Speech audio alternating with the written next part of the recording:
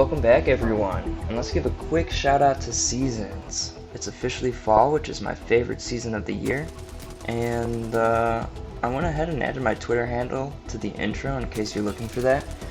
We had a really fun week last week with the giveaway, and I added a lot of new subscribers, so if this is your first weekly recap video, I'm glad to have you around. For those of you wondering, the next big milestone is 50 YouTube subscribers and or 100 Twitter followers for the next giveaway. Anyways, enough of business here. How y'all been? Everyone enjoying their weekend? If you feel like it, go ahead and comment about something exciting that happened on your weekend. I'd love to hear about it. Alright, let's jump in. So I'm going to be talking about exactly what I just looked at in the video there. Everyone has seen one of these dumb consoles on the map that is just a two-sided console, red lights, and then this cable coming off of it. They've been here since the start of this Season 6 and no one really knows why.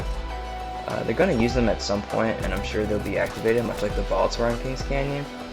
But I've been racking my brain trying to figure out what they're for. Just last week, though, I saw a Reddit comment from... I didn't write down their username, and for that, I'm sorry. I'll take care of that next time. But they mentioned that this looks like it could be a teaser for the next Legend. We're almost halfway through this season already, if you can believe it. I know I can't. So I'd say mid to late October, we'll start getting those Legend teasers again for the next season. And I've got a feeling these consoles will be activated either for the aftermarket event or maybe Halloween. But basically what this Reddit user noted was the location of them, not specifically on the map, but within those map locations. They're almost always lower ground by a larger wall or cliff. The one in Airbase that I previewed, did you notice where it was? Right by the steps of the 3-story building side. There are also others by the big buildings in Sorting Factory and Refinery and other locations throughout. That can provide a huge hint. Do you kind of see where I'm going with this yet? We know Apex abilities borrow ideas and refine them from Titanfall. There was a Titan called Northstar Titan that could hover. If they're using this technology for the next Legend, this would allow players a new way to get on top of these hard to reach places quickly and allow for new plans of attack when pushing these higher ground areas. This could be exactly what those consoles are for. So you would activate it and then you get a kind of a boost in the air of it, much like a Northstar Titan. And I think this could be related to the next Legend. Armed & Dangerous is over, and I do love the mode, but I'm hoping it takes a break for a while. We've seen it 3 times this year already. My favorite limited time mode, and I'd love for it to come back, is actually third person. It really brings a fresh perspective to Apex and makes the game feel almost completely different. Also, somehow I always did better in third than first person. Most people say the opposite, so that's pretty wild. It's cool because you can also see those skins you've unlocked and bought instead of just the gloves, and there's so much personality in each Legend with the way they just walk around or hold a gun or sprint. It'd be really cool to see that again.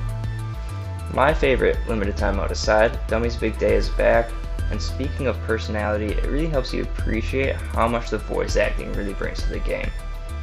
The voice work is incredible, and I honestly kinda hate how quiet the Dummy's Big Day is, and that's partly why I won't be playing it super often.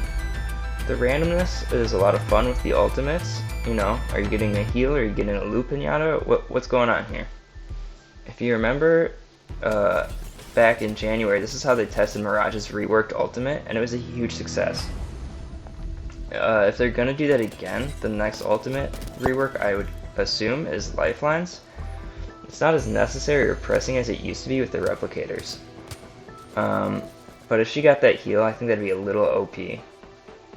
After 1 week of Dummy's Big Day, we have Live Die Live, which is an incredible mode, and just want to give a heads up, tell your friends, please do not leave the group if you get downed, because you're going to come back the next circle automatically.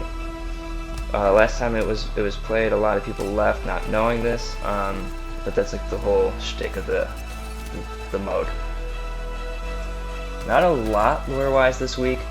I'm going to discuss the comic, and as always, you can check out the Apex Lore subreddit to read it if you haven't unlocked it already, or go ahead and skip ahead in the video.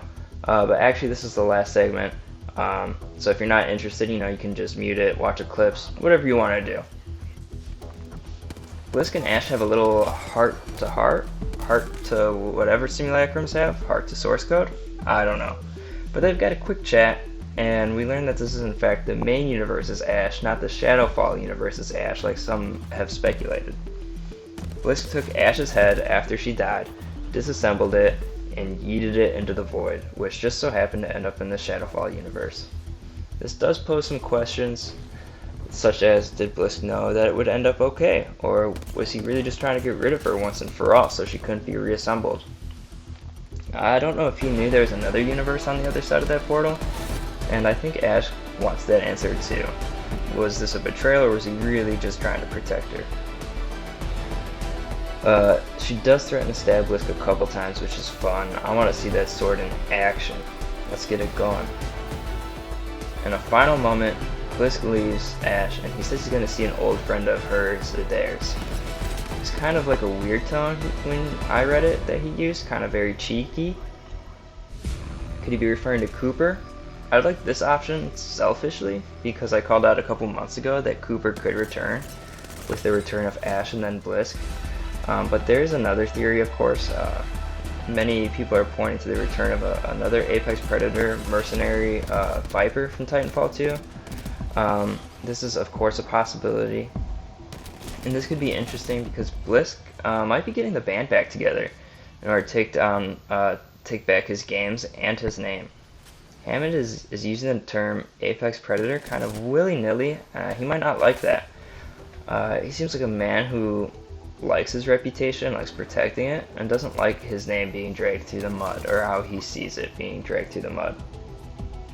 We've only got one more comic piece left, and you know, it seems kind of less thrilling than Broken Ghost, but we're gonna have some answers, I'm sure, as well as some more questions.